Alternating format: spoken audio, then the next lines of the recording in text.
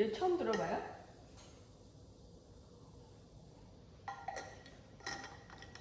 처음 들어보죠? 항체라는 말은 들어봤죠? 그리고 클론이라는 말 들어봤죠? 복제, 똑같다 이런 거잖아요. 그러니까 단일, 한 개, 똑같은 항체 이런 거잖아요. 그냥 계속 여러 개다 하는 건데 비림프구도 처음 들어보네? 림프구는 들어봤죠? 림프구, 백혈구, 적혈구, 림프구. 우리 몸에 그 혈관, 그 빨갛게 표시하는 그 혈관을 따라다니는 건 적혈구. 그 다음에 림프관, 맑은 체액과 비슷한 액체가 우리 몸에 그 면역에 관련된 일을 해준다 그랬잖아요. 그 림프관에는 림프구가 있어요. 그 림프구 종류가 여러 가지가 있는데 뭐 백혈구도 이제 약간 그런 비슷한 일을 하지만 림프구는 좀 크기가 작고 항체를 생산을 해요. 림프구가. 그래서 백혈구는 그냥 무작위로 아무거나 다 잡아먹는 면역 세포라면 림프구는 특정 타겟만 이렇게 공격하는 일을 하거든요. 그래서 면역에 관련된 그 중에서 이제 T 림프구도 있고 B 림프구도 있어요. T 림프구는 아예 감염된 세포를 잡아먹어. 사람들마다 그 면역력이 굉장히 차이가 나지만 T 림프구 수가 많고 또 특정 병원균에 대해서 선천적으로 이걸 잡아먹을 수 있는 T 림프구가 있으면 병이 안 걸려요. 에이즈 같은 경우도 아프리카에 엄청 창궐했을 때 대부분 매춘 여성들이 에이즈에 다 감염됐었거든요. 그런데 한 여자, 두 여자인가 계속해서 몇 년을 두고 추적했는데도 에이즈 안 걸리는 거예요. 그래서 검사해봤더니 면역 유전자가 동일한 부분이 있다 이런 게 나왔었거든요. 그래서 선천적 면역력이라는 게 사람들마다 다 달라서 어떤 사람은 그 병에 걸려도 다 번질 때 어떤 사람은 안 걸릴 수도 있어요. 자, 그런 일들을 하는 게 림프구에서부터 나오는 거란 말이에요. 그래서 T 림프구는 내가 인식한 그 항원이 있는 그거에 공격당한 세포를 죽이는 그런 역할을 한다면 암세포도 죽여요. 그래서 T 림프구가 하는 그 공격하는 그 면역력이 굉장히 중요해요. 그래서 암세포도 죽이고 뭐 감염된 세포도 죽이고 잘못된 세포 또는 나한테 들어오면 안 되는 이종 세포 같은 거 있잖아요. 그래서 우리가 면역 거부 반응이라고 하는데 이식한 세포 막 이런 것도 공격을 해요. 그러니까 내 세포 표면에 있는 항원과 다른 것들의 이런 면역 작용을 보이는 거야.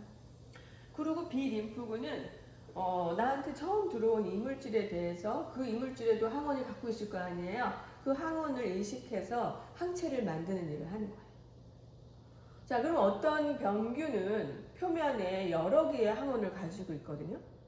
우리 적혈구만 해도 우리가 유명한 항원이 적혈구에 A라는 항원과 B라는 항원이 있잖아요. 어떤 사람은 아무것도 없는 게 있고 A만 있는 게 있고 A, B 다 있는 사람이 있죠. 그런 것처럼 세포 표면에 항원을 결정해 주는 게 여러 개야. 그래서 우리 몸에 들어온 병균이나 이물질에도 한 개가 들어왔다고 하더라도 항원은 여러 개가 한꺼번에 들어오는 거나 마찬가지예요. 그럼 그 항원에 대항해서 이 림프구가 항체를 만드는 걸 시작을 하는데 세 가지 항원이 붙어 있다. 그러면 세 가지의 비림프구의 분화가 일어나는 거야. 그런 걸 이제 우리는 혼합 항체라고 얘기하죠. 혼합 항체. 그러면 A, B, C 항원을 다 인식해서 항체를 만들었다. 그럼 내 몸속에, 피 속에는 혼합 항체가 형성이 되거든요. 그걸 또 기억하는 기억세포도 남아. 그래가지고 또 병에 들어오면 그 ABC가 붙어있는 항원이 들어왔다 그러면 바로 작용을 할 수 있어요.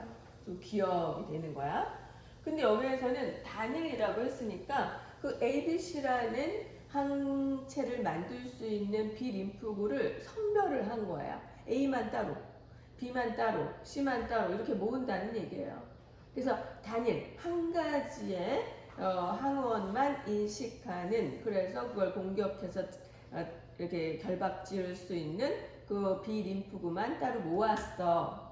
이해가 되죠? 그거를 이제 증식을 시켰어. 그리고 비림프구 같은 경우는 사실 이 몸 밖에서 인공 배지에선 잘 분열이 안 되거든요. 생체 세포라 잘 안 되는데 요거를 암세포랑 세포 융합을 하면 암세포의 특징은 무한 증식한다는 특징이 있어요.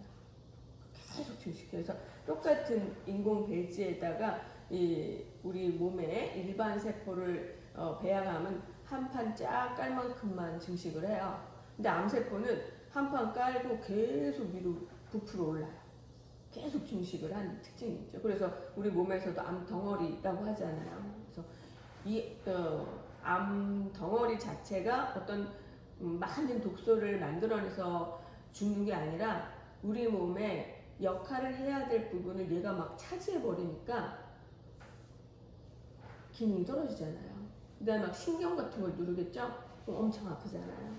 그렇게 되면서 몸에 이제 죽음으로 가는 그런 거라 이제 암 덩어리를 제거해도 그 무한 증식하는 암세포가 또 어디로 막 번져가고 또 증식을 하고 막 이러니까 문제인데 아까도 얘기했지만 그 면역력을 길러서 이 암세포 생길 때마다 죽이는 게 제일 중요하죠.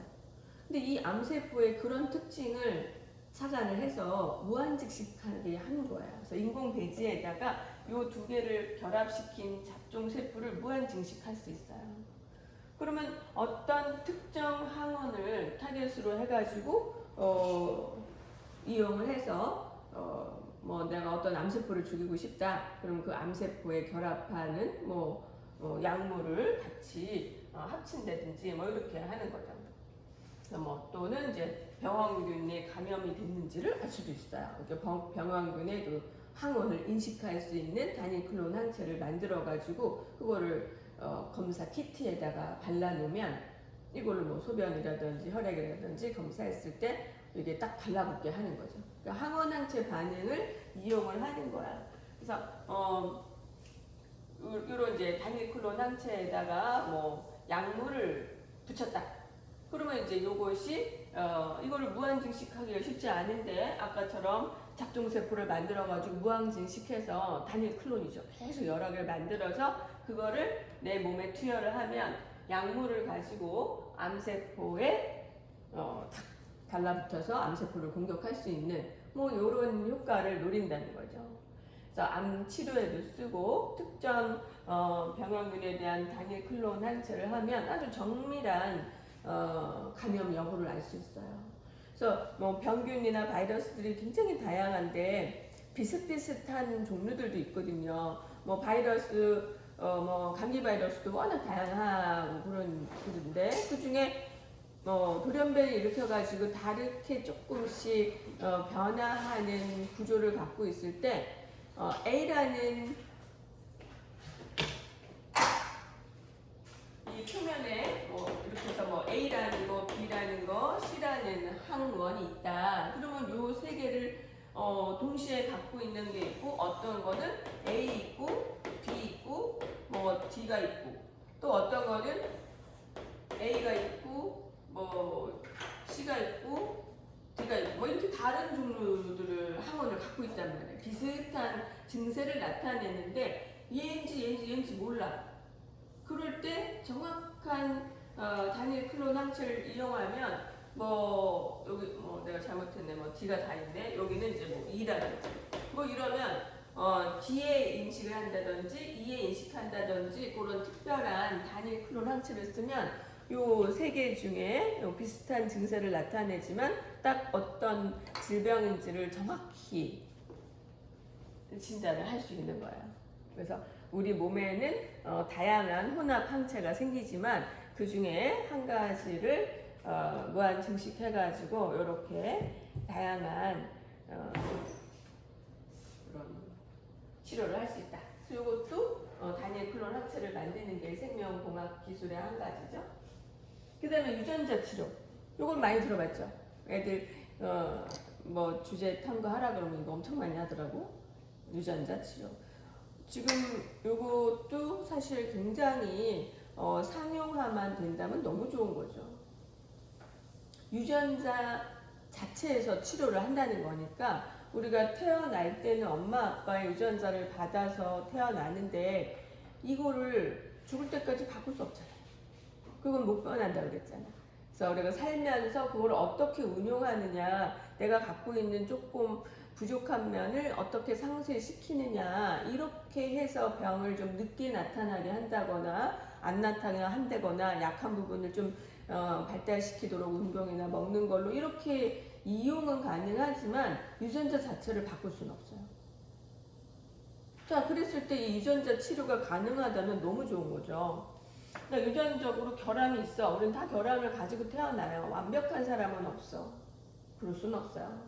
우리는 뭐 다양성으로 다 다르게 태어남과 동시에 여러 세대를 거치고 돌연변이가 자꾸 일어나기 때문에 돌연변이의 축적이 있어서 내가 겉보기에는 멀쩡하지만 어디에 조금씩은 실수가 있을 수 있단 말이에요. 그 실수는 또 유전이 되기 때문에 나이 들어서 나타나는 질병들 대부분 우리 몸에 갖고 있는 유전적인 오류가 있기 때문에 그래요. 그래서 이거를 뭐 성인병, 대사 이상 증후군 뭐 이렇게 얘기를 하지만 어떤 효소를 만드는 게 좀 결함이 있다든가 어떤 대사를 할 때 뭐 작동을 하는 뭐가 이상이 있다든가 이랬을 때 젊을 때는 그냥 건강하게 잘 살아. 그런데 이게 계속해서 누적이 돼서 30년, 40년, 50년, 60년 누적이 되면 그때서야 병이 나오는 거예요.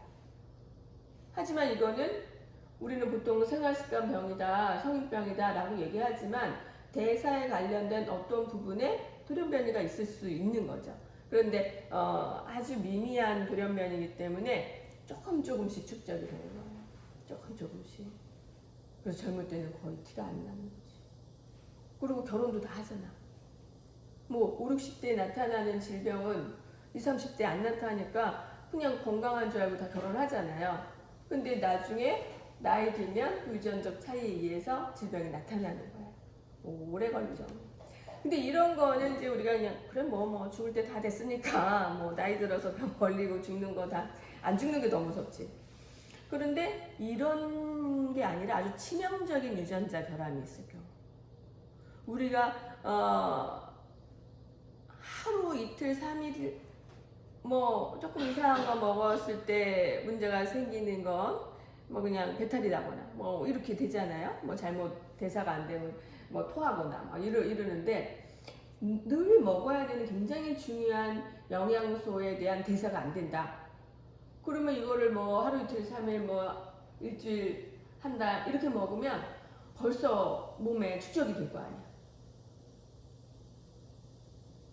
그런 대사 이상 증후군도 있어요. 이거는 선천적 대사 이상이라고 하지만 선천적 아닌 건 없어. 거의 다야. 네, 생활 습관으로 조금 완화시킬 수 있는 아주 미미한 결함이나 이런 건 완화시킬 수 없는 결함이냐 이거의 차이죠. 자, 그거 중에 이제 대표적인 게 페닐케톤요증이라고 들어봤어요? 페닐케톤요증. 책에서도 나왔었나? 나오진 않았니? 들어본 봤어요? 페닐케톤요증. 어디서 배웠어? 과학학원에서 쌤이 유전병 관련해서 예를 들어서 이제 많이 얘기하는 게 남모양 적혈구냐 이제 페닐케톤요증도죠. 이거는요 페닐알라닌이라고 하는 아미노산이 포함된 음식을 먹으면 대사가 안 돼요. 아미노산 종류가 20가지 있다 그랬잖아요. 굉장히 여러 가지인데 우리는 필수 아미노산 먹어야지 우리 몸을 구성을 하잖아. 그래서 웬만한 식물을 먹든 뭐 과자를 먹든 쌀을 먹든 엄마 모유를 먹어도 페닐알라닌이 들어있어요. 그러면 이 페닐알라닌에 대한 대사 관련 효소는 너무 중요한 효소잖아요.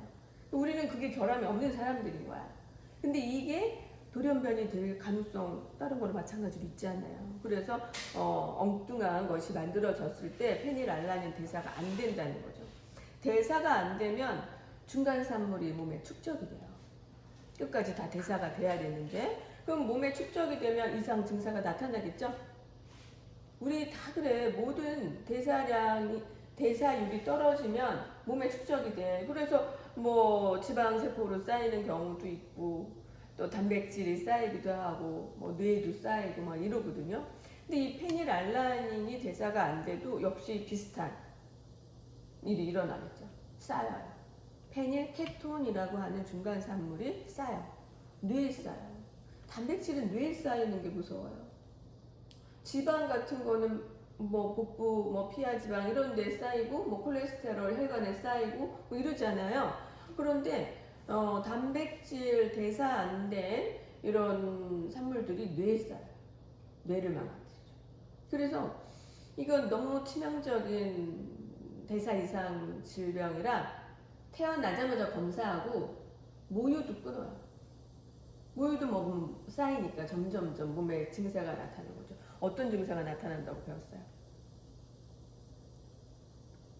뇌에 쌓이니까 장애. 머리가 점점 커져요. 머리가 막 부풀어 커져요. 무섭죠? 그리고 이제 전응화가 되는 거예요. 점점 기능 장애가 오고 똘똘하던 애가 막 이제 말도 제대로 못하고 글도 못 쓰고 막 이런 상태가 되는 거예요. 아주 무섭죠. 근데 이제 이 엄마 아빠가 멀쩡한데 이런 애가 태어날 수가 있다는 거죠. 그러니까 페닐 케톤요증에 대한 잡종인 엄마 아빠가 이게 열성 유전하기 때문에 그리고 둘 다 건강하니까 결혼했어. 그런데 자식한테 이걸 둘 다 줄 경우가 생기는 거잖아요. 그래서 얘가 페닐 케톤요증이 태어나는 거죠. 그 형제 중에 엄마 아빠가 한 개라도 우상 인자를 주면 병이 안 나타날 거 아니야. 그래서 어떤 애는 멀쩡하게 태어나고 어떤 애는 또 이렇게 태어날 수도 있는 거예요. 그래서 옛날에 한번 뉴스에 나온 적 있었어요. 아주 옛날에 위에 딸은 멀쩡한데 밑에 애가 그렇게 태어난 거야. 이제 병원에서 태어나자마자 검사를 해주니까 다 끊고 특수 조제식만 먹어야 돼. 페닐알라닌이 없는 음식. 그러니까 일반 음식, 자연 음식을 못 먹어요. 거의 다 있기 때문에. 그걸 먹어야 되는 거죠. 근데 이제 얘가 유치원 정도만 되고 초등학교 가고 이러면 벌써 애들이랑 어울리면서 뭔가 딴 걸 먹을 거 아니야. 그러면 이제 부작용이 쌓이기 시작하는 거죠. 그래서 아무리 엄마가 집에서 뭐 위에 딸이랑 숨어서 밥 먹고 얘는 따로 챙겨주고 이런 식으로 해도 커가면서 그 부작용이 계속 이렇게 나타나는 걸 볼 수밖에 없는 너무나 불행한 질병이죠. 태어나서 처음에는 분유 같은 거 특수 조제식 이런 게 좀 싸게 공급이 돼요. 근데 이제 성인이 될 때까지 살 가능성은 거의 없다는 거죠. 계속 부작용이 나고 막 이러니까 애들이 니네만 해도 어디 가서 애들이 맛있는 거 먹으면 먹고 싶은 욕구가 있잖아. 참기 어렵잖아. 근데 지금 뭐 유치원 초등학생 이런 애들한테 친구들하고 어울려서 뭐 먹는데 참을 수 있겠어요? 너무 어렵죠. 그래서 이게 살기가 너무 어려운 질병이에요. 자, 그런데 그런 유전자적인 결함을 정상 유전자로 바꿔버린다. 이러면 너무 획기적인 치료법이 된다는 거죠. 이제 우리는 이제 그런 치료를 원하고 그거를 연구를 하는 거야. 유전자 치료라는 게. 그래서 유전자를 대체해서 정상 단백질이 합성되도록 하시는 거. 그러면 정상 효소가 만들어지면 질병에 대해서 이제 조금 해소가 되는 거죠. 또는 뭐 온몸의 세포가 다 치환되지는 않더라도 일부 조직에다가 이식만 해줘도 여기가 이제 세포 분열을 해서 증식을 해서 좀 많아진다면 아주 미약하나마 이제 효소를 만들 수 있을 거 아니에요. 그런 거를 원하는 거죠. 하지만 다음 세대까지 연결은 안 되겠지. 유전자 치료라는 게. 뭐 암 유전자 있어요. 그다음에 지금과 같은 아주 치명적인 유전병 이거는 고칠 수가 없죠. 그렇기 때문에 그런 유전자적인 치환 이것이 이제 방법이 될 수 있겠다. 그런데 아직 확실한 기술적인 정착이 안 된 거죠. 일단 정상 유전자를 정상 세포에서 잘라야겠죠. 그래서 유전자 가위라는 게 나오는 거야. 그래서 잘라가지고 세포 안으로 집어넣을 수 있는 이 전달 체계가 또 필요한 거죠. 그게 뭐 그냥 집어넣는다고 되는 게 아니잖아요. 이 우리의 유전자에 이게 끼어 들어갈 수 있는 그런 방법을 이제 연구를 해야 된다는 거지. 자, 그걸로 많이 쓰는 게 바이러스를 쓴다는 거예요. 바이러스는 세포 감염 이 특징이잖아요. 세포 안으로 집어넣고 자기 유전자를 집어넣으니까 이 바이러스 유전자의 내 정상 유전자를 잘라서 집어넣는 거죠. 사람의 정상 유전자, 치환하고 싶은 정상 유전자를 집어넣은 이 바이러스, 이거가 바로 이제 유전자 재조합된 거죠. 생명체죠. 유전자 재조합이라는 게 이런 뜻이에요. 유전자 재조합된 이런 생명체를 환자의 세포에다가 집어넣는 거예요. 그랬을 때 이 바이러스가 갖고 있는 유전자가 환자의 유전자하고 같이 합쳐진다면 성공하는 거죠. 이게 얼마나 쉽지 않은지 알겠죠? 그래서 여러 번의 시도를 해서 뭐 그렇게 해서 치환된 정상 세포가 생긴다면 또 세포 이식을 한다든지 뭐 이렇게 할 수도 있고 또 증식시켜가지고 또 할 수도 있고. 그러니까 이 제대로 유전자가 들어갔는지 확인하는 방법도 또 따로 개발이 돼야 되겠죠. 그냥 바이러스가 집어넣어졌지만 정상 유전자로 치환 안 되고 다른 유전자만 끼어 들어갈 수도 있잖아요. 또 바이러스가 막 증식하고 나올 때는 우리 몸에 있는 유전자를 또 가지고 나올 때도 있어요. 그 특징이 DNA가 좀 이렇게 다른 거하고 합쳐지고 또 증식하고 하는 과정이 또 끊어지고 막 이런 일들이 일어나니까 조금씩 돌연변이가 일어나는 이유도 바이러스의 특징이 그래요. 돌연변이가 잘 일어나. 자기 거 끊어내기도 하고 인간의 걸 붙여오기도 하고 막 이러면서 조금씩 변해서 오래오래 인간 품에서 이렇게 감염이 되다 보면 인간의 유전자를 좀 많이 갖고 있겠죠. 그래서 점점점 감염력이 높아져요. 감염력이 높아지죠. 자, 이렇게 해가지고 백혈병이다 또는 골수암이다 또는 뭐 여러 가지 경우에 이제 이렇게 골수는 뼈 속을 얘기하는 거고 여기에 다양한 혈구들을 만들어내는 세포가 있거든요. 그렇게 해서 다양한 혈구들을 잘 만들어낼 수 있게 이제 치료하는 과정 이런 게 이제 유전자 치료죠. 그래서 정상 유전자를 자르는 유전자 가위에 대한 얘기가 많이 나오고 또 이거를 여기다 붙여야 되기 때문에 붙이는 그 효소도 있어야 되겠죠. 자르는 효소, 붙이는 효소, 유전자 가위 또 이런 붙이는 풀과 같이 그 부위를 인식해서 붙이는 이런 것도 필요하죠. 근데 아직은 쉽지 않아요. 자, 아까 얘기했듯이 정상 유전자를 바이러스 삽입할 때 어떤 기술을 이용하는가? 이게 바로 DNA 재조합 기술 또는 유전자 재조합 기술 이걸 얘기하는 거죠. 그래서 유전자 치료를 하려면 이게 필수적이다. 정상 유전자하고 바이러스의 DNA를 합치는 이런 것이 재조합이라는 거죠. 그랬을 때 바이러스가 이제 운반체로 사용이 되는 거야. 정상 유전자의 운반체다. 이렇게 사용되는 운반체가 우리 그 대장균에도 있어요. 지난번에도 나왔는데 세균 원핵세포의 그 원형 DNA 막 뭉쳐있는 원형 DNA 옆에 동그란 거 하나 더 있었잖아요. 그 동그란 DNA가 플라스미드라고 하는데 얘가 외부에서 들어온 생명체 DNA일 수도 있다. 이게 들락날락 하거든요.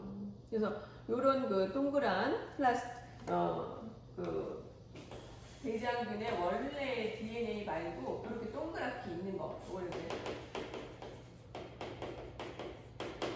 플라스미드라고 하는 원형의 DNA가 있거든요. 요게 나갔다 들어갔다 하기 때문에 여기에다 재조합을 시키는 거야. 우리 인슐린 그 대량 생산 얘기 들어봤어요? 인슐린 인간의 몸에서 이자에서 나오잖아요. 근데 당뇨병이 아주 심한 사람들은 인슐린 주사를 맞아야 돼. 그런데 내 몸에서 안 나온다고 다른 사람 몸에 거 뺏어 쓸 수 없잖아.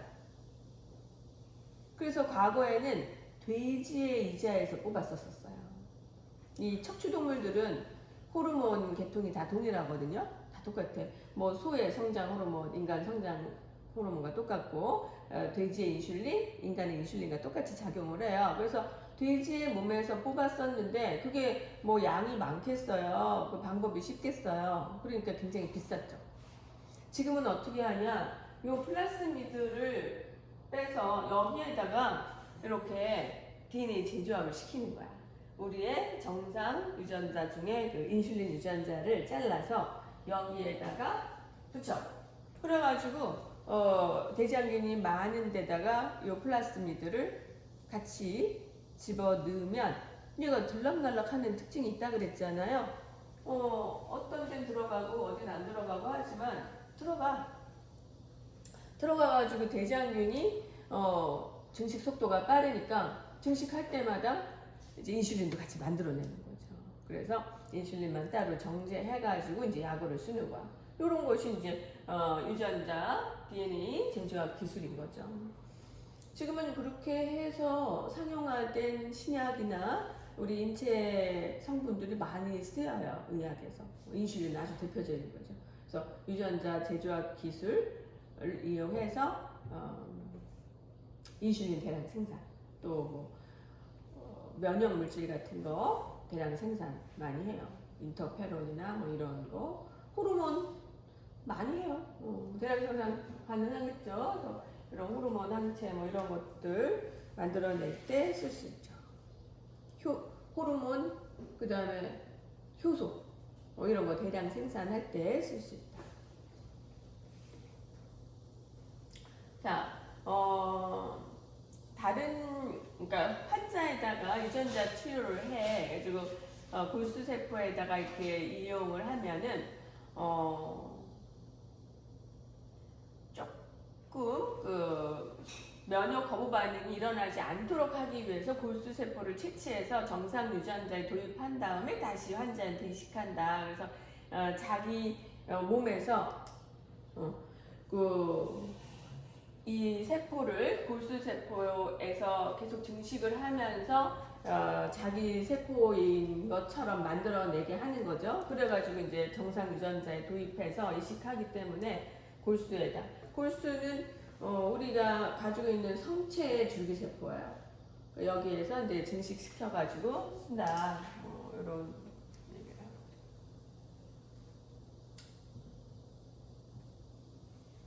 자, 그래서 이제 줄기세포라는 얘기가 나오죠. 골수 세포도 줄기세포긴 한데, 뭐 근육이나 신경세포 이런 걸로는 분화가 안 돼요. 이렇게 혈구 같은 것들을 이제 분화할 수 있는 능력을 가진 세포죠. 그래서 이 줄기세포 연구가 요 유전자 치료에도 굉장히 중요하겠죠. 정상 세포화 해서 집어넣어 줘야 되니까 내 세포를 증식시켜서 하려면 만약에 이제 예를 들어서 관절염 환자한테 줄기세포를 주사해서 연골세포를 재생하겠다. 그러면 이 연골세포화 할 수 있는 줄기세포를 집어넣어야 될 거 아니에요? 그거를 만들기가 쉽지 않은 거죠. 연골세포화 할 수 있는 줄기세포. 이거를 만들려면 제일 쉬운 방법은 폐하줄기세포를 이용해가지고 증식해서 분화됐을 때 그 연골이 될 거, 뭐가 될 거, 이게 다양한 그 방향성을 정해주면 좋은데 그 연구가 쉽지 않게 막혀 있는 부분이 많아가지고 잘 안 되니까 이제 어렵긴 하죠. 또 치매나 파킨슨병도 이게 다 유전적인 유전자가 있어요. 질병을 일으키는 치매 유전자도 있고 파킨슨 유전자도 있어요. 그러면 그런 거를 치료해가지고 정상 세포를 만들어서 그 신경 조직에다가 주입을 했을 때 신경 세포로 분열해가지고 연결을 시켜주거나 재생이 되거나 정상 세포가 많아지거나 이러면 어느 정도 치료 효과가 있는 거잖아요. 근데 그게 쉽지 않다는 거예요.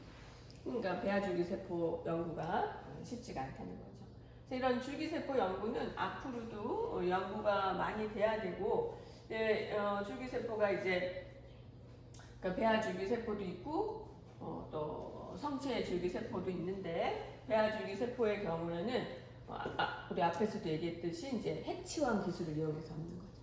난자에서 핵 빼고 체세포 핵을 집어넣고 그래가지고 요거를 이제 분화시키면 아주 다양한 조직이 다 만들어지잖아요. 거기서는 그러니까 일정 정도 분화돼가지고 다른 조직으로 될 가능성이 있는 줄기세포들을 이용을 합니다. 그래서 거기에다가 또 유전자 치료까지 해버리고 하면 뭐 어떤 세포로든 분화가 가능한 거죠. 근데 이게 생명윤리 문제가 아주 크게 걸려있다는 거죠. 난자를 얻기도 쉽지 않아서 어떻게 이거를 규제를 할 것인가. 이거 돈으로 사고 파는 거는 절대 금지돼 있어요. 난자를 뭐 너무 진짜 경제적으로 어려우면 뭐 그런 유혹이 생길 수도 있겠죠. 비싸게만 받는다면. 그거 안 된다. 그 다음에 강압적으로 해서도 안 되겠죠. 뭐 한우석 교수 예 들었잖아요. 강압적으로 해도 안 되겠지. 그래서 그 열려 있는 경우는 뭐냐?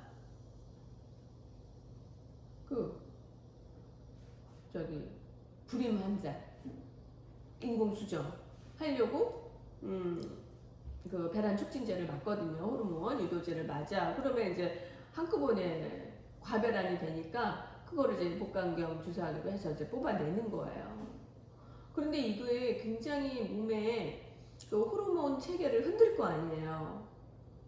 일부러 막 호르몬을 그 주기에 안 맞게 막 이렇게 흐트러지니까. 그래서 자주 하면 안 돼. 자주 할 수가 없어. 그러다가 잘못하다 불임이 되기도 해요. 그래서 그 엄마들 산모의 몸에서 이제 그 과배란 시켜가지고 채취하잖아요. 그러면 이거 냉동시켰다가 몇 번을 쓰는 거야.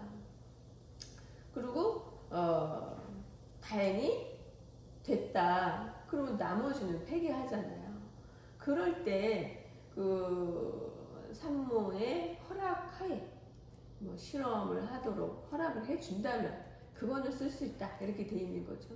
근데 그렇고 쉽지 않잖아요. 그죠? 예. 허락하기가 참 쉽지 않죠. 그래서 이런 핵치환 기술을 이용해서 이제 어떤 세포도 되고 또 이런 기술을 이용해서 또 뭐도 만드는 게 가능하다고 그랬어. 복제인간 가능한 거죠.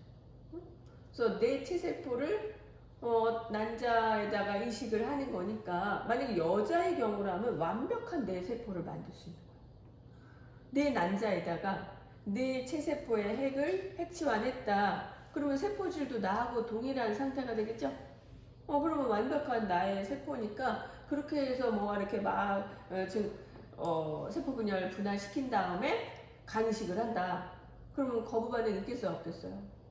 없잖아요. 면역 거부 반응 전혀 없는 새로운 장기가 생길 수 있다는 거예요. 졸려 죽겠어? 너무 졸려? 졸려서 쓴 거야? 그런 식으로 뭐 신경세포도 만들고.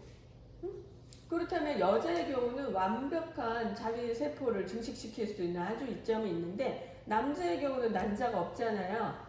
그러니까 어떤 다른 여자의 난자에다가 자기 체세포의 핵만 치환하는 거니까 세포질은 자기하고 다른 세포가 만들어질 수밖에 없겠지. 그렇게 만들어진 그 세포의 경우에는 약간의 거부 반응이 있을 수 있다.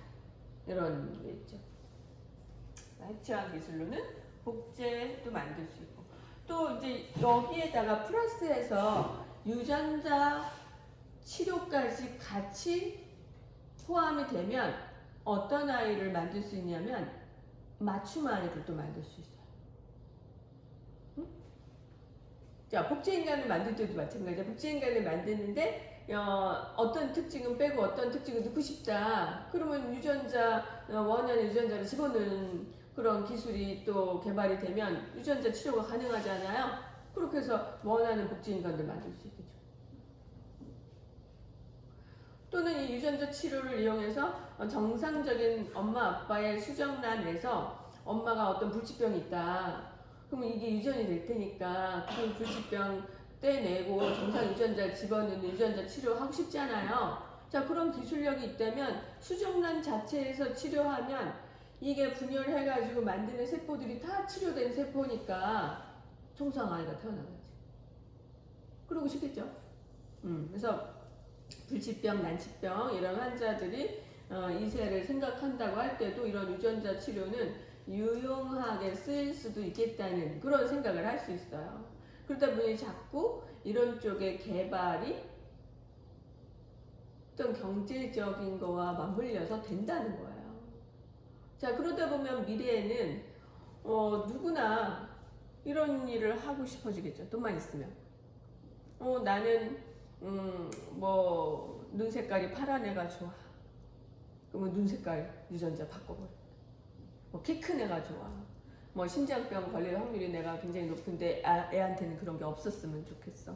뭐 이렇게 되는 거예요. 그래서 이 영화화된 것 중에 하나가 그런 영화가 있었는데 그 우주선 타고 우주로 가고 싶은 그 남자가 신분 세탁한다는 얘긴데 그 제목이 생각이 안 나. 하도 오래돼가지고 세 글자인데 생각이 안 나. 자, 그 영화를 보면 정상으로 엄마 아빠가 우리는 그런 유전자 조작하고 치료한 아이 맞춤 아이 안 만들겠다. 이거는 인간 윤리 안 맞다. 그래가지고 그냥 정상 임신을 해서 아기를 낳았어요. 그랬더니 그 아이가 태어나자마자 혈액 검사를 해가지고 유전자 이거를 검사를 하는데 심장병 걸릴 확률 몇 프로, 뭐 정신질환 몇 프로, 막 이렇게 주저주저 나오는 거예요. 그러니까 아빠가 딱 표정이 굉장히 서운한 그런 표정이 됐었어. 그래가지고 둘째 아이를 임신할 때는 세대를 따른 거예요. 세상을 따라가지고 그 맞춤 아이를 만들었어. 여러 개의 수정란 중에 뭐 불법도 아니야. 그냥 그 중에서 가장 건강하고 엄마 아빠의 좋은 유전자만 갖고 있는 이런 걸 그냥 인공 수정을 할 수 있잖아요. 그 골라서 이제 엄마 아빠를 완벽히 닮는데 아주 우수한 점만 닮게 아이를 둘째를 가진 거예요. 그랬더니 얘는 태어나자마자 형보다 그 성장 속도도 빠르고 건장하고 뭐 이런 아이가 태어난 거죠. 자, 그런 시대가 된다고 하면 이제 자연 임신해서 태어난 아이는 역차별을 받겠죠? 그 얘기가 영화에 나와요. 가타카다. 가타카라는 영화 제목이에요. 아주 재밌어요, 이것도. 그래서 몇 가지 우리가 봐야 될 그런 공상 영화들이 있어요. 그래서 세상을 조금 더 앞서서 상상해서 만드는 영화들이라 그거를 보고 나면 우리가 왜 이 기술력을 막아야 되는가 이런 게 답이 나오는 거죠. 누구든지 잘못된 거 고치고 싶잖아. 우리 아이는 완벽한 인생을 살게 해주고 싶고 뭐 그런 욕심에서 자꾸 이런 기술을 쓰다 보면 세상이 어떻게 될 것인가. 지금은 뭐 그렇게까지 하지는 않는 세상이지만 막 성인 되면 막 성형수술 하잖아요. 애들이 막 못생겨도 더 이쁘게 해서 막 다 비슷한 애들이 막 너무 많다. 이 비슷한 거예요. 그랬을 때 나는 그냥 내 얼굴이 좋아. 나는 평생 이렇게 살 거야. 라고 하는 사람들이 개성은 있지만 굉장히 못생긴 취급을 받을 수도 있잖아요. 그러면 이것도 역차별이지. 요즘은 정말 이상한 세상이라 어저께 뉴스에도 났는데 서로 미팅하는 그런 프로그램을 주선하는 사람들이 외모 스펙을 가지고 팀을 꾸리는 이런 것도 있다고 그러더라고요. 그래서 일정 수준의 객관적인 외모가 돼야지만 그 인원에 들어가서 원하는 사람들을 만나보는 막 이런 것도 있는 거야. 그러니까 점점 사람들이 외모에 대해서 집착을 하다 보면 자꾸 성형에 대한 유혹이 있을 수밖에 없잖아요. 더 나아가서 이런 맞춤 아이를 만들 수 있는 기술이 점점점 일반화된다면 욕심 생길 수밖에 없지. 태어나자마자 우리 아이는 약하고 병 걸릴 가능성이 있는데 옆집 아이는 너무너무 잘 자라고 건강하고 효과도 이쁘다. 이러면 욕심이 생기겠죠. 우리도 그럴걸 막 이런 생각을 할 거 아니에요. 그 문제는 심각해진다는 거죠. 그래서 아주 객관적으로 누구나 보기에 좋은 그런 모양만 만들어 간다면 뭐 여자 얼굴도 다 똑같아지는 거고 또 맞춤 아이를 만들어도 다 비슷한 스펙.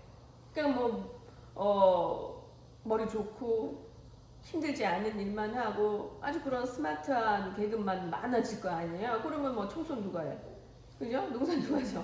뭐 이렇게 해가지고 완전히 이게 맞춤아이 아닌 사람들은 하층 계급이 되고 맞춤아이인 사람들은 상류층이 되고 막 이런 그 무서운 사회를 우리는 상상해 볼 수 있잖아요. 그래서 복제 인간에 대한 영화도 봐야 되고 이런 맞춤 아이에 대한 영화도 봐야 되고 그 다음에 이제 AI 뭐 이런 로봇에 대한 영화도 봐야 돼. 그래서 우리의 상상력은 좀 한계가 있지만 그런 것들만 연구하는 사람들의 상상력은 더 확장되니까 영화 만드는 사람들의 상상력은 창의력이 있잖아요. 그러니까 그런 사람들의 상상력은 대단해요. 그리고 그런 걸 보면 현실화되는 경우가 굉장히 많아요. 현실화되죠. 그래서 대부분 사람들이 뭔가를 보면 그거에 착안해서 우리가 연구를 하니까 목표가 없으면 실현 가능성도 없거든요. 근데 목표가 생기면 실현 가능성은 상당히 높아져요. 선생님은 그런 얘기도 많이 해주는데 내가 스페인을 가고 싶다는 생각을 한다는 건 스페인이 있다는 걸 알고 그 소식을 들었기 때문이잖아요. 그러면 스페인이라는 나라가 있는 줄 모르는 애에 비해서 갈 확률이 높아진다는 거예요. 그래서 뭔가를 알고 목표가 있다는 건 그거를 이룰 수 있는 가능성이 굉장히 높아지는 거예요. 그래서 영화 하나만 본다고 하더라도 새로운 신기술이나 새로운 세상에 대한 어떤 내가 목격을 하고 저거 하고 싶다라는 생각을 한다면 이룰 가능성은 굉장히 높아져요. 근데 굉장히 영화처럼 되고 있거든요. 세상 변화가 참 어떻게 그 영화는 이걸 알았지? 옛날에 막 스타워즈라고 굉장히 오래된 공상과학 영화 있어요. 고전이지. 거기에 나왔던 것처럼 로봇 만들어졌고, 거기에는 이제 또 이렇게 동그란 드론의 형태가 나오거든요. 눈 달려가지고 착 이렇게 공간 이동해가지고 우주에서도 막 적을 탐색하고 한 그런 게 있는데 좀 가능하잖아요. 그걸 봤을 때는 전혀 레이저 막 이런 것도 있잖아. 지금 보면 다 됐네. 이럴 정도로 그 몇십 년 전에는 그런 걸 상상한다는 것 자체가 너무나 창의적이었지만 인간은 그걸 다 이룬다는 거예요. 그래서 많은 영화도 보고 많은 세상도 가보고 많은 책도 읽고 많은 사람도 만나고 이러는 게 굉장히 중요해요. 내가 알고 있는 세상에서 내가 변하는 거지. 내가 목표할 수 있는 범위가 커지면 내가 변할 수 있는 가능성은 더 확장된다.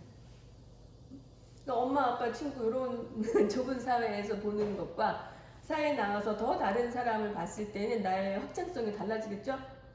그래서 자꾸 나보다 나은 사람, 또 다른 세상, 다른 생각 갖고 있는 이런 세상의 다양성을 경험하는 거 굉장히 중요해요. 확장 가능성도 커지고. 어쨌든 목표를 높이 세워요. 근데 목표는 없는 것을 상상해서 세우는 게 아니라는 거야. 목표라는 거는 뭔가 현실화될 것을 세우는 거잖아요. 그러니까 내가 본 거, 아는 거, 들은 거 이런 것이 목표가 되는 거죠. 그래서 이런 사람이 되고 싶다라고 하면 그 사람을 봤기 때문이거든요. 그래서 그런 사람을 내가 경험을 했을 때 나의 목표가 상승이 되는 거니까 목표를 세우고 그건 이룰 가능성은 굉장히 높아져요. 그리고 그걸 버리지 않으면 돼. 나는 그런 사람이 되겠다. 난 거기에 가겠다. 뭘 이루겠다. 버리지 않으면 끝까지 지나다 보면 현실화되죠. 선생님은 살면서 그런 경험을 너무 많이 했어요. 뭐 어떤 사람이랑 결혼하겠다. 어떻게 살겠다. 이런 생각을 하는 게 중요해요. 그럼 그렇게 돼요. 그러니까 그거를 안 하고 나는 안 되지. 내가 되겠어? 이거 되게 무서워. 뭐 이 정도면 됐어? 이거 할 수 있고요. 계속 변화할 수 있는 게 인간의 이제 무한한 능력이라고 그랬잖아요.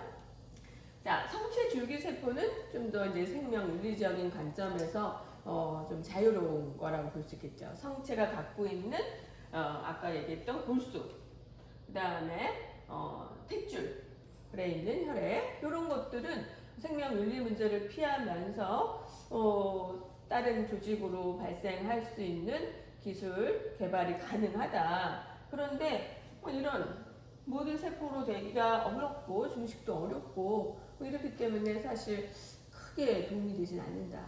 배아 줄기세포 연구처럼 획기적인 방법은 아니에요.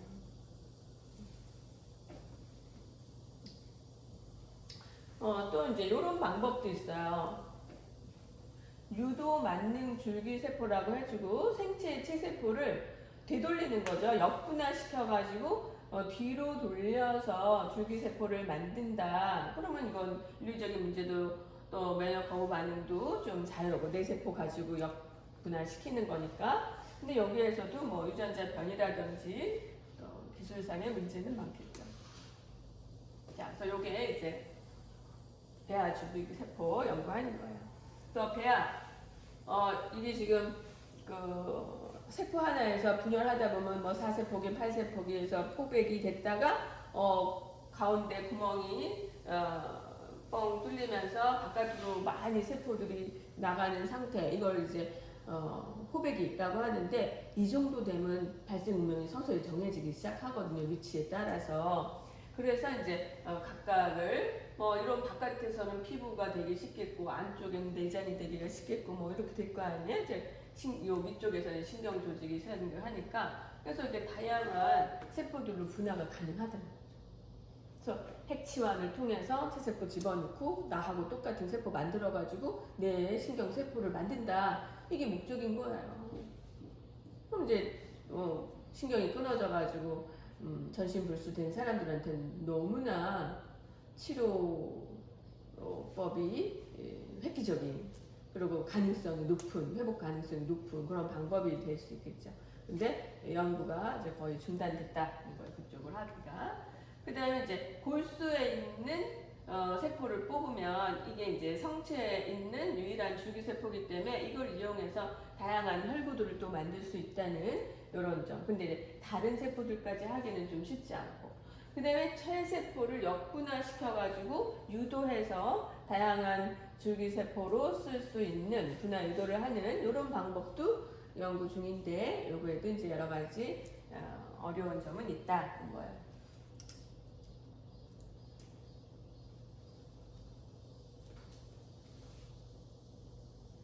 자, 아까 얘기했던 유전자 가위. 요거는 그냥 모식이고, 유전자의 내가 원하는 부분을 잘라가지고, 요거를 이제 치료에 쓰겠다 할 때 이제 유전자 가위, 그러니까 효소예요. 자르는 효소, 이런 거를 이용하는 건데, 보통 우리가 돼지를 이용해가지고 인체에 장기를 이식하는 기술 개발을 많이 하거든요. 생명공학 기술에서. 왜 돼지를 이용하냐면, 인체하고 굉장히 비슷해요. 유전자적인 특징도 비슷하고, 장기의 크기도 꽤 비슷해.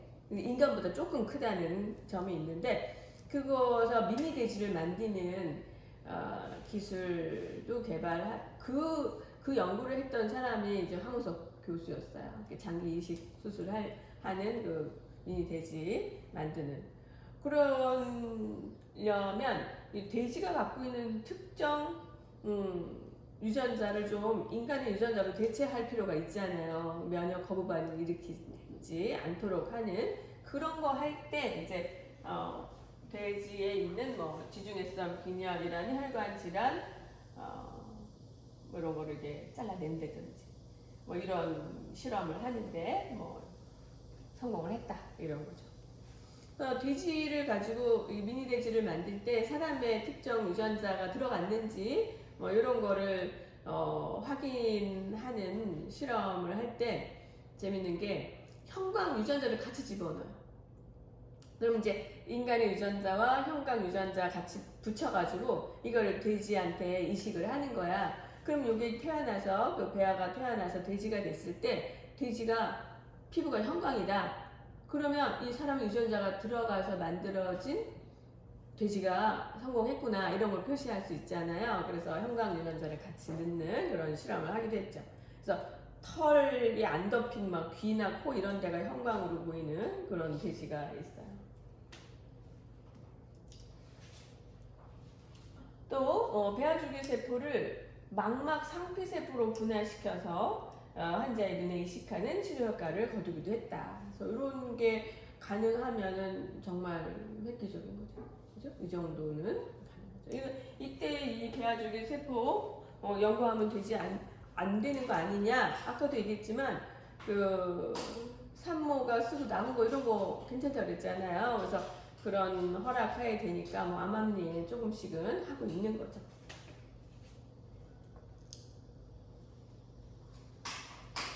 자, 그래서 우리가 이제 그 유전자 그 가위를 이용해가지고 이렇게 연구를 한다는데 보통 크리스퍼라는 유전자 가위를 이용해가지고 돼지의 부적합한 유전자 일부를 제거하는 이런 기술 성공했다. 그래서 내인성 레트로바이러스라는 DNA 염기서열을 잘라내서 그 돼지가 건강한 상태를 확인한 그런 연구예요. 자, 이렇게 하면은 인간의 뭐 심장 대신해서 이제 이식을 한다든지 뭐 이런 게 가능해지는 거죠. 실제로도 돼지를 가지고 인공 심장 대신에 돼지 심장을 이식받는 수술을 한 사례가 꽤 있어요. 그러니까 약간 미니 돼지를 만들고 이런 면역 거부 반응이라든지 치명적인 세포 감염을 시킬 수 있는 거는 잘라내는 그런 돼지에서 얻는 거죠.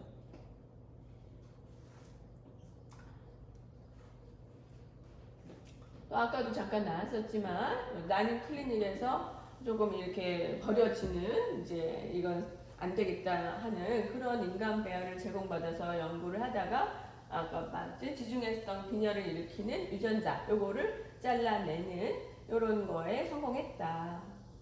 자, 요런 게 이제 기술이 점점 더 상용화된다면 그것이 바로 인간 배아 유전자를 편집한다는 거죠. 맞춤아이를 만드는 기술이 될 수 있다는 거예요. 자, 그렇게 되면 어떤 특정 질환을 빼버리고 좀 불필요한 거 빼버리고 더 좋은 걸로 치환하고 이렇게 하는 것이 가능한 거죠. 또 아까 얘기했던 뭐야 망막 상피 세포를 분할시켜가지고 시력 향상을 하는 이런 기술도 가능하다.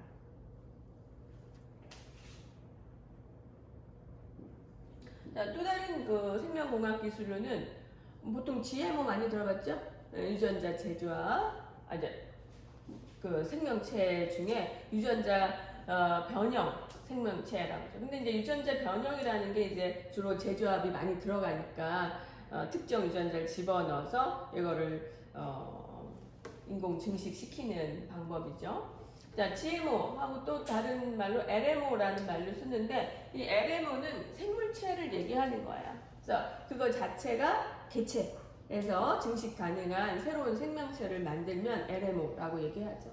우리가 GMO 뭐 옥수수 많이 들어봤죠? GMO 감자, 뭐 GMO 토마토 막 이런 거 굉장히 많이 사실 식용으로 많이 먹고 있죠. 콩은 엄청 많잖아요. 그래서 미국에 수입하는 콩은 다 GMO라고 보면 돼요. 옥수수 다 GMO다. 뭐 GMO를 왜 굳이 이렇게 유전자 제조합이나 이런 유전 물질을 집어넣어가지고 만드냐? 일반 옥수수 그냥 많이 재배하면 되지. 땅도 넓은데 왜 그러는 것 같아요? 싸니까. GMO 종자는 더 비싸요. 자연 종자보다 아무래도 이렇게 처리를 해서 기술력이 들어간 거니까. 뭐 어떤 그 유전자를 집어넣을 것 같아요? 해충에 강한. 병충해 내성 유전자. 또 제초제 내성 유전자. 이게 제일 중요해요. 제초제 내성 유전자, 그러니까 농약이 강한 유전자. 이거를 집어넣어주는 거예요. 그러면 우리나라의 농업 현실하고는 굉장히 달라요. 미국은 진짜 드넓은 토지에 기계로 농사를 짓거든요. 비행기로 농약 뿌리고 사람이 하나하나 풀 뽑고 이런 게 아니에요. 우리는 그냥 텃밭 정도를 하는 거니까. 그러면 이게 사람이 풀 뽑는 걸로 되겠어요? 안 돼. 그래서 비행기로 농약을 뿌리죠. 너무 쉽게 농사를 짓는 아주 대규모 기업화 농업이니까 그러면 그 옥수수에 제초제 내성 유전자가 있어야 되는 거야. 그래서 제초제를 확 뿌리는 거예요. 그러면 풀은 죽고 옥수수는 살잖아요. 그래서 이제 어린 모종에서부터 쉽게 크게 빨리 자랄 수 있고 한 두어 번만 그냥 제초제 비행기로 뿌리면 되니까 인건비보다 훨씬 싸다는 거죠. 그래서 옥수수 콩 이런 것들은 대표적인 그 풀하고 싸워야 되는 거기 때문에 초기 생존일 때 그래서 다 지어요. 자, 그러면 엄청난 제초제의 흡수가 일어나겠죠? 죽지 않는다는 거지 제초제를 다 온몸으로 흡수하는 거잖아요. 그러니까 GMO 콩이나 GMO 옥수수는 그 자체가 독성이 있다는 거예요. 그래서 그 유전자를 변형시킨 것 자체도 위험할 수도 있고 이런 콩이나 옥수수 같은 거는 GMO 자체는 제초제, 또 농약 이런 것들이 굉장히 많이 함유된 그런 식품일 가능성이 높기 때문에 이래저래 안 먹어야 된다는 거예요. 도입도 하지 말아야 되는데 한 번 도입되면 이게 계속해가지고 여러 가지는 있지만 끝나버렸네. 이렇게 되면 문제는 이런 거 다 만들어서 좋긴 좋아요. 그런데 문제가 이건 긍정적인 거. 부정적인 거가 이제 이런 거 같죠? 이거 하나만 보고 끝내죠. 이게 다른 생물로 들어가요. 그 제초제 내성 유전자가 다른 잡초 안으로 들어갈 수 있다는 거예요. 비슷한 벽가가 이렇게 교잡이 일어나잖아요. 이렇게 꽃가루가 날아가서 교잡이 일어났을 때 이 도입한 제초제 내성 유전자가 잡초로 들어갈 수 있다는 거예요. 그러면 뭐 슈퍼 잡초가 생기는 거죠. 또 그렇게 되지 않더라도 제초제 죽은 잡초 빼고 살아남은 강한 그 변이종이 있을 거 아니야. 또 걔네들끼리에서도. 그럼 그 다음에는 걔만 또 번지는 거예요. 점점 더 강한 제초제 아니면 농사를 유지할 수가 없죠. 그래서 한 번 뿌리고 더 많이 뿌리게 되는 건 똑같아지는 거예요. 잡초들 자체가 변이가 일어나니까. 그래서 아주 생물 다양성도 감소하고 생태계 평형도 파괴되고 우리 인간의 경우에는 그런 독성 농약의 피해를 훨씬 많이 입게 되는 그런 게 이런 문제를 일으키죠. 그래서 실제로 초기에는 굉장히 많이 쓰다가 그 농민들이 병에 걸려가지고 너무 제초제를 많이 쓰고 비행기로 뿌리고 막 이러니까 주변 인가에까지도 그 예민한 사람들은 병에 걸려서 아주 불치병이 걸리는 그런 사례가 있었어요. 그래서 우리나라는 뭐 아주 작은 규모의 농사니까 가능하면 이제 도입하지 않는 것이 긍정적이겠다 이런 생각할 수 있죠. 그래서 LMO까지 해가지고 우리가 생명공학 끝내죠. 수고 많이 했어요. 고생했어. 더운데. 마지막으로 아이스크림 또 먹고 싶은 사람 있으면 생물실로 올라오세요. 내가 쏘실게요.